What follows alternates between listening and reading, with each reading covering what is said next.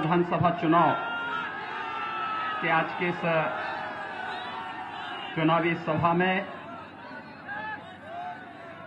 उपस्थित भारतीय जनता पार्टी बिहार के पूर्व अध्यक्ष लोकप्रिय सांसद माननीय गोपाल नारायण सिंह जी, पूर्व सांसद श्रीमती पुतुल कुमारी जी, साध्वी लक्ष्मी माँ जी, भारतीय जनता पार्टी की लोकप्रिय प्रत्याशी सुश्री श्रेयसी सिंह जी,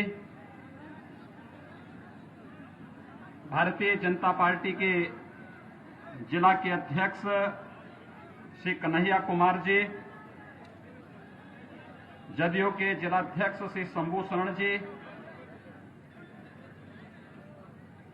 जिलाध्यक्ष हम मोहम्मद समीर उद्दीन जी, जिला प्रभारी कुमार पाणे जी, जदयू के वरिष्ठ नेता श्री ब्रह्मदेव रावत जी, प्रकाश कुमार भगत जी, स्वामी ओम भारती जी, आज के इस कार्यक्रम में उपस्थित भारतीय जनता पार्टी, जदयू और विभिन्न हमारे सहयोगी दलों के सभी पदाधिकारीगण और भारी संख्या में जमुई से जुड़े हुए, विधानसभा जमुई से जुड़े हुए सभी उपस्थित यहां के नागरिक भाइयों बहनों,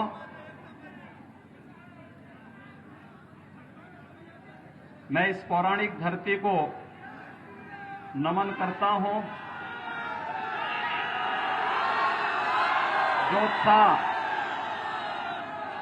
आप सबने इतने पूर्वाहन में ही दिखाया है, वह उत्साह हम सब के लिए बहुत बड़ा सम्मान है। भाइयों बहनों, आज मैं आप सबके बीच में आप सबसे अपील करने के लिए आया हूं। आप सब जानते हैं कि भारतीय जनता पार्टी की जो प्रत्याशी हैं सुश्री श्रेयसी सिंह जी, उनका अपना स्वयं का व्यक्तित्व है। देश का और बिहार का नाम, जमुई का नाम उन्होंने देश और दुनिया के अंदर तो रोशन किया ही है,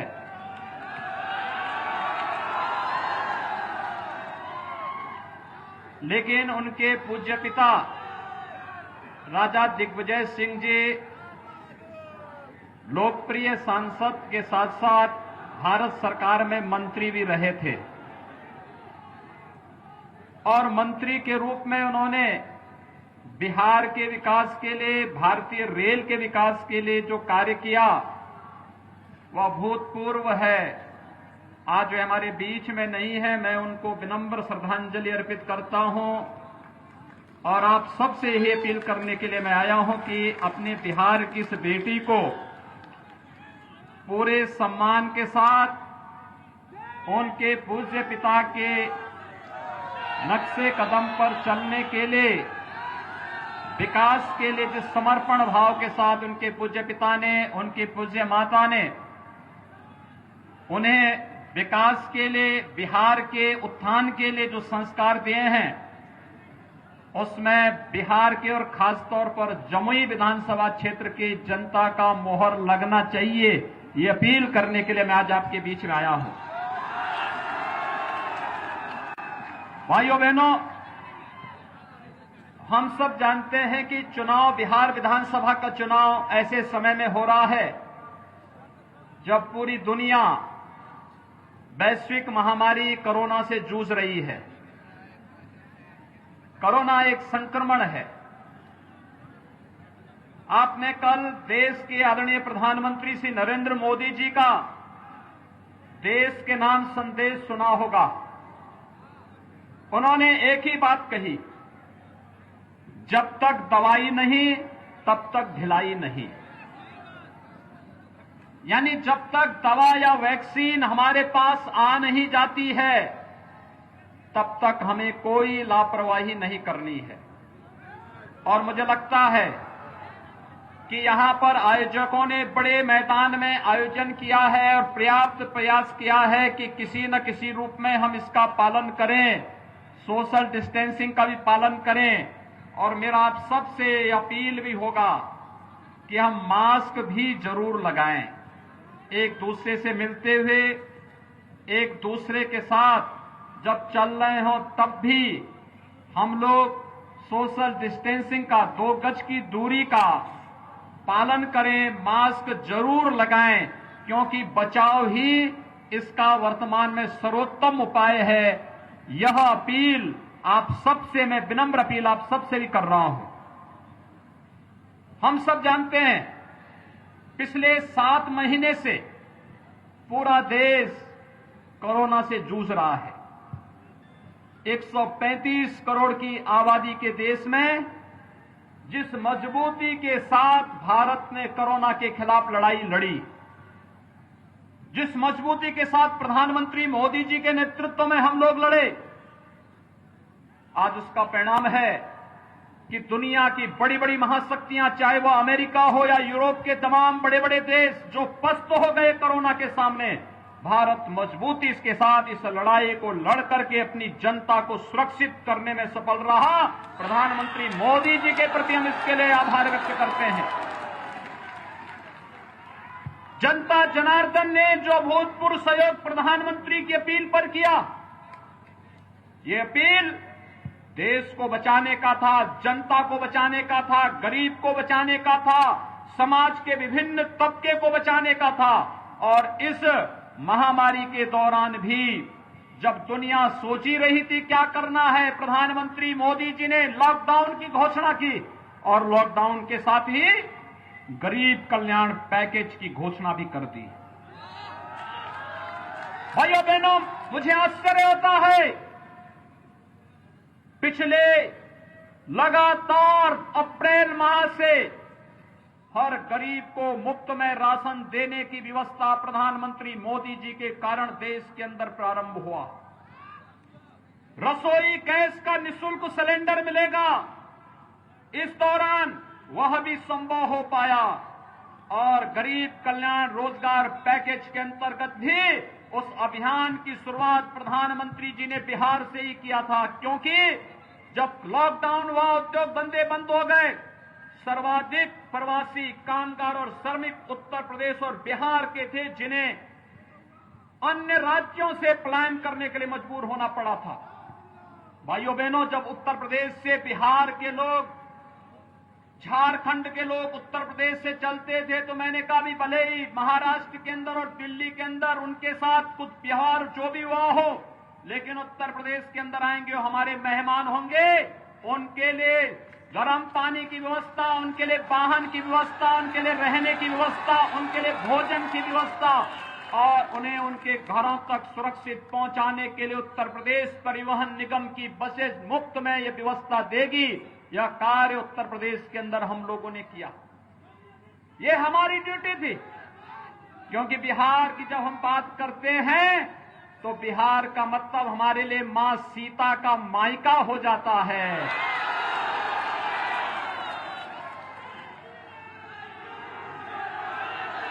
और इसलिए मेरा ये दायित्व बनता है कि सीता मैया के मायके से कोई अगर उत्तर प्रदेश से गुजरे तो उनके सम्मान के साथ किसी भी प्रकार का खिलवाड़ नहीं होना चाहिए।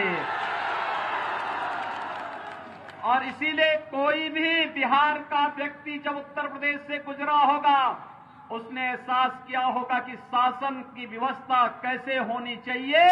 उत्तर प्रदेश के अंदर वह हम लोगों ने करके दिखाया था। भाइयों बहनों, आपने देखा होगा, मैं कल भी बिहार में था और बिहार में मैं कल एक नेता का भाषण सुन रहा था।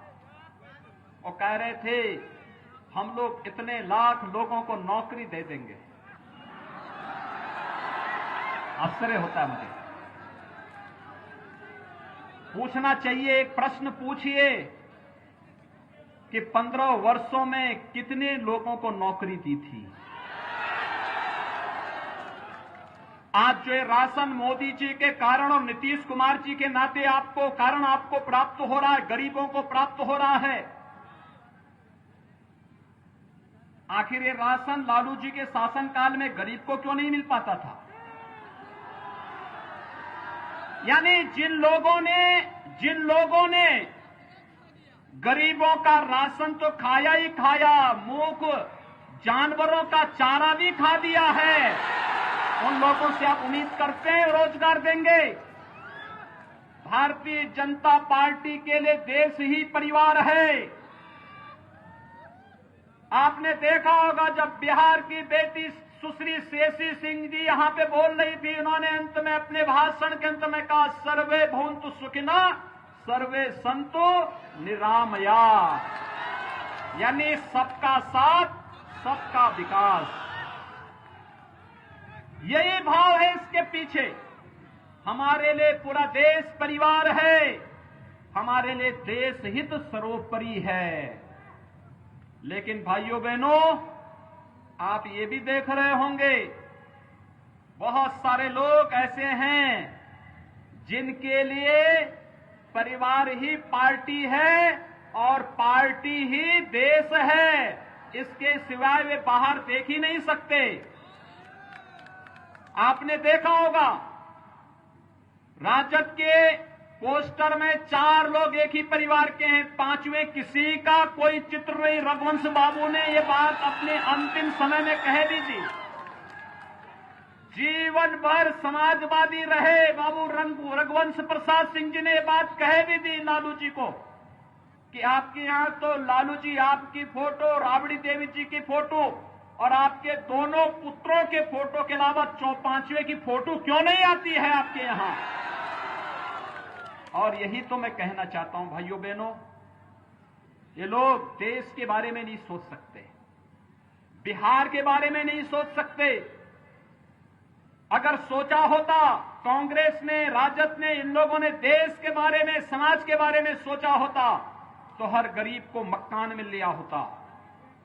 इनके शासनकाल में हर गरीब को मकान मिला होता, हर गरीब को इनके शासनकाल में ही रसोई गैस के सिलेंडर मिल गए होते, हर गरीब को विद्युत के निःशुल्क कनेक्शन मिले होते, हर गरीब को 5 लाख रुपए की जो आयुष्मान भारत की स्वास्थ्य बीमा की योजना प्रधानमंत्री मोदी जी के कारण आज मिल रही है, ये योजना उन्हीं के समय में मिल गई होती। इन लोगों के पास विकास की कोई सोच नहीं थी। ये लोग विकास नहीं चाहते थे, गरीबों का उत्थान नहीं चाहते थे। 2004 से लेकर 2014 तक कांग्रेस नेतृत्व की सरकार रही, लेकिन भाइयों बहनों, इन्होंने विकास नहीं किया। राजद उसमें सहयोगी था, इन्होंने विकास नहीं किया। लेकिन एक एक घोटाला पे घोटाला होता गया, देश को बेचने की स्थिति में इन लोगों ने पहुंचा दिया। 2014 में हम देश की जनता का अभिनंदन करते हैं जिन्होंने प्रधानमंत्री के रूप में मोदी जी का अभिषेक किया और मोदी जी ने आने के बाद पूरे देश के अंदर योजनाएं देनी प्रारंभ की, बिना भेदभाव के मकान दिया। जब मोदी जी ने मकान दिए, देश के अंदर पिछले 6 वर्ष के दौरान 3 करोड़ से अधिक गरीबों को एक एक आवास मिला है। 8 करोड़ से अधिक लोगों को रसोई गैस का निःशुल्क कनेक्शन उपलब्ध कराया गया है। 4 करोड़ गरीबों को निःशुल्क विद्युत के कनेक्शन उपलब्ध करवाए गए हैं। 50 करोड़ लोगों को 5 लाख रुपए सालाना आयुष्मान भारत का स्वास्थ्य बीमा का कवर दिया गया है। ये जो योजनाएं 12 करोड़ किसानों को प्रधानमंत्री किसान सम्मान निधि का लाभ दिया गया है। ये जितना लाभ दिया गया है, क्या किसी की जाति देख करके, किसी का मत और मजहब देख करके किया गया? नहीं, जो गरीब था उसको दे दिया बिना भेदभाव के। यही है सबका साथ और सबका विकास। कोई भेदभाव किसी के साथ नहीं किया, सबको देंगे, सबका साथ और सबका विकास करने के भाव के साथ प्रधानमंत्री मोदी जी ने अपनी योजनाएं चलाई और योजनाओं का लाभ गरीब को, गांव को, किसान को, नौजवान को, महिलाओं को, समाज के प्रत्येक तबके को देने का कार्य किया।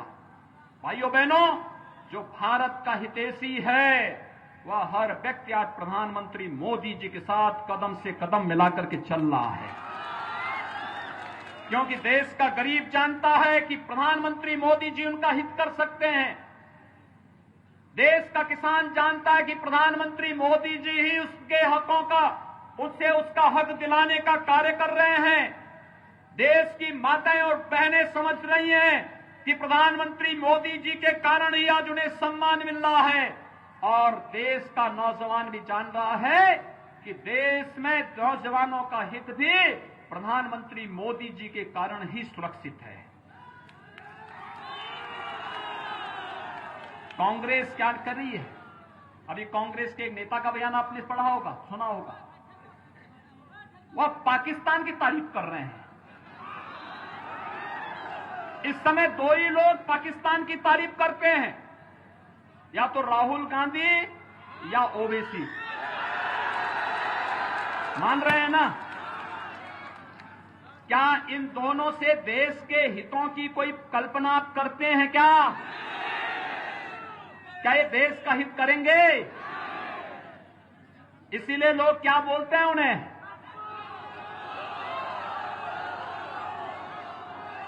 भाइयों बहनों, ये लोग कभी देश के हित के बारे में नहीं सोच सकते। देश के दुश्मन जो भारत के अंदर आतंकवाद फैला रहा हो, जो उसके हित की बात कर रहा हो, उससे उम्मीद ही क्या कर सकते हैं? और इसलिए भाइयों बहनों, आज मैं आपके बीच यही कहने के लिए आया हूं। कुछ लोग वोट काटने के लिए आपके बीच में आए होंगे।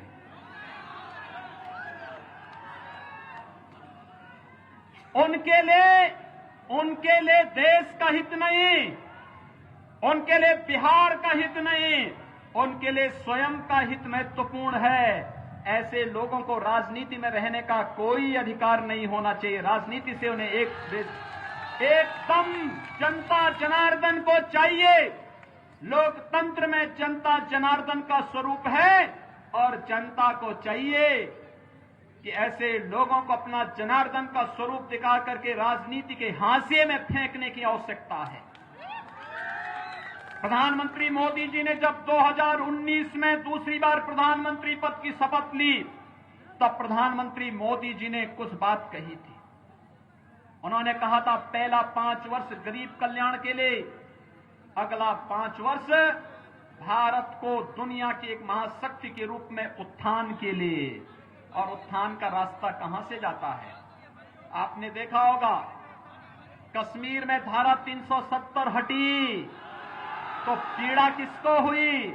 या तो राहुल गांधी को या ओवैसी को। कश्मीर में धारा 370 हटनी चाहिए थी कि नहीं हटनी चाहिए थी? ये देश के हित में उठाया गया कदम था ना। लेकिन आखिर राहुल गांधी और ओवैसी इसका विरोध क्यों कर रहे हैं? आप इनकी मंशा को जान सकते हैं। और भाइयों बहनों, धारा 370 का हटने का मतलब, अगर जमुई के लोग भी अब चाहेंगे कि कश्मीर में हम जमीन लेकर के मकान बनाएंगे, तो आपको अभी इसकी छूट प्रधानमंत्री मोदी जी ने दे दी है। जाइए आराम से, पूरा कश्मीर घूम करके आ जाइए। अगर कहीं पाकिस्तान परस्त आतंकवादी कहीं भी आपको टेढ़ी नजरों से देखेगा, तो भारत के जवानों की गोली उसकी आंखों को बेचते हुए बाहर कर देगी। अब वो दुस्साहस नहीं कर सकता है, क्योंकि अब तो पाकिस्तान के प्रधानमंत्री इमरान खान भी भयभीत हैं। उन्हें लगता है कि अगर भारत के अंदर कुछ भी करेंगे तो भारत के बहादुर जवान पाकिस्तान के अंदर घुस करके कोई नया सर्जिकल स्ट्राइक को अंजाम दे देंगे। अब पाकिस्तान भी कुछ नहीं कर सकता, क्योंकि भारत अब मजबूती के साथ वैश्विक पटल पर अपनी एक नई पहचान प्रधानमंत्री मोदी जी के नेतृत्व में बना चुका है।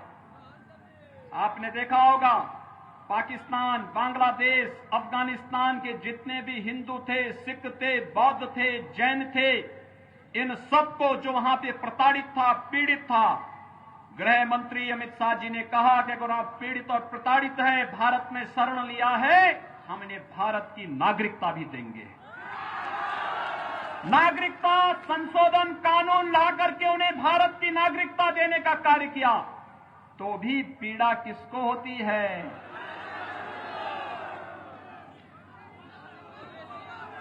और पिछली बार लोकसभा चुनाव में जब मैं बिहार आया था तो बिहार के लोग मुझसे एक बात पूछते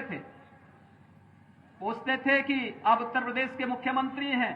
मैंने कहा कि बताओ कि अयोध्या में भगवान राम का मंदिर कब बनेगा? उस समय मीडिया से जुड़े हुए कुछ लोग मुझसे पूछ रहे थे कि आप लोग कहते हैं कि मंदिर वहीं बनाएंगे, लेकिन क्या तारीख भी बताएंगे?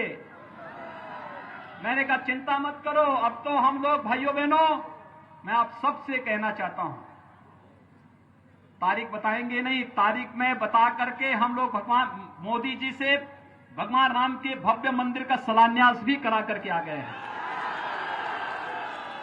भव्य मंदिर का निर्माण अयोध्या के अंदर चल रहा है। 492 वर्षों की कसक को मोदी जी ने पूरा करते हुए अयोध्या में भगवान राम के भव्य मंदिर के निर्माण का कार्य भी प्रशस्त कर दिया है। और इसलिए भाइयों बहनों, आज मैं आप सबसे कहने के लिए आया हूं, कोरोना कालखंड था, मैं नहीं तो बिहार के हर विधानसभा क्षेत्र से और हर गांव से लोगों को बुलाने वाला था अयोध्या। क्या आप आइए अयोध्या में भगवान राम की यश और कीर्ति के अनुरूप उनका भव्य मंदिर का निर्माण भी होगा और प्रधानमंत्री मोदी जी के नेतृत्व में भारत दुनिया के अंदर इस यश और कीर्ति को कोने कोने में पहुंचाने का कार्य करेगा। इसमें कोई संदेह किसी को नहीं होना चाहिए। और यही अपील करने के लिए आ रहे हैं कि प्रधानमंत्री मोदी जी को मजबूती प्रदान करने के लिए आवश्यक है कि भारतीय जनता पार्टी और सहयोगी दलों के नेतृत्व में जो चुनाव बिहार विधानसभा का लड़ा जा रहा है, इसमें भारतीय जनता पार्टी और सहयोगी दलों के प्रत्याशी भारी बहुमत से चुनाव जीत करके जाएं। भाइयों बहनों, यही अपील करने के लिए आज हम सब आपके बीच आए हैं। और मैं आपसे यही अपील करने के लिए आया हूं, आपके लिए तो दोहरे फायदे हैं। एक, राजा दिग्विजय सिंह जी की सुपुत्री को यहां से आप भेजेंगे, वह स्वयं भी एक शूटर है और राष्ट्रीय और अंतर्राष्ट्रीय स्तर पर बिहार को, जमुई को एक नई पहचान दिला रही है। उनकी माता जी भी सांसद थी, मैं भी तब भी मैं भी संसद में था। उनके पूज्य पिताजी जब सांसद थे और मंत्री थे, तब भी मैं भी सांसद था।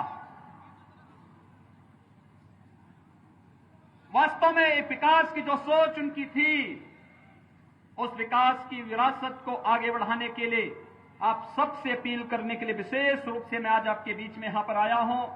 आप सबसे मेरी अपील है कि बिहार विधानसभा का जो चुनाव हो रहा है प्रथम चरण में 28 अक्टूबर को कमल चुनाव चिन्ह पर सुश्री श्रेयसी सिंह जी को भारी मतों से चुनाव जिताने की आप सबसे अपील करने के लिए मैं आज आपके बीच में यहां पर उपस्थित हुआ हूं।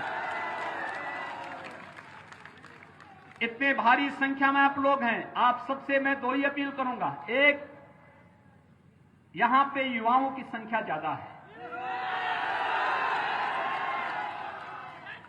और जो संख्या युवाओं की है, ये संख्या ज्यादातर लोगों के हाथों में स्मार्टफोन भी है। अपने फोन को पहले तो एक काम करना कि यहां से जाएंगे चुनाव प्रचार करने के बाद स्नान करके, और इस बात को जरूर ध्यान में रखेंगे कि हम लोग 2 गज की दूरी और मास्क जरूर के इस मंत्र का पालन करेंगे।